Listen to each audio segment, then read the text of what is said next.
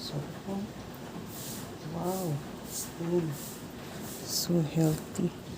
Mayroon na ako ditong sibuyas, luya at kamatis. Timplahan ko na ng asin at paminta.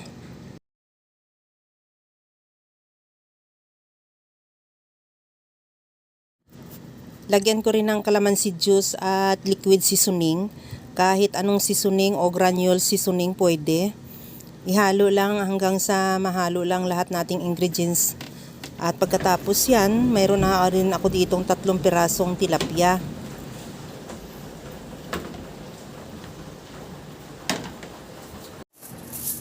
Ilagay ko yan sa foil. Bago ko siya balutin, lagyan ko muna ng butter.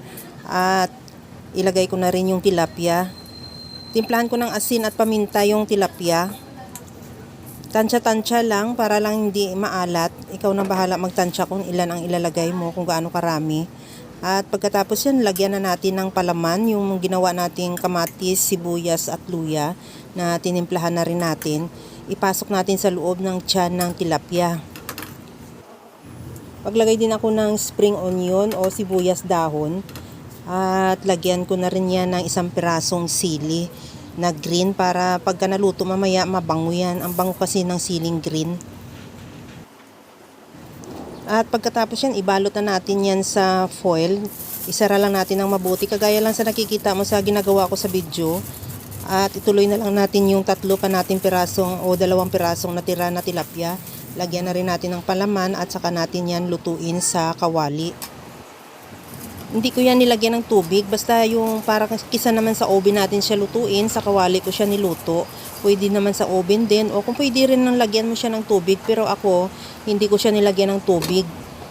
Nilagay ko lang sa dyan para maluto lang sa talaga sa init. At mga after 45 minutes naluto na rin. Ilipat na natin yan sa ating serving plate at ready to serve na yan. Kaya mga kalasa, kung nagustuhan mo yung ating video, please like na lang at pakishare na rin sa inyong mga friends. At kung bago ka pa lang sa aking channel, subscribe na at i-click mo na rin ang bell button para sa mga notification. Okay na tong ating pinaputok na tilapia. Ready to serve na yan. Hanggang sa muli mga kalasa. Thank you for watching. Bye-bye. Sarap.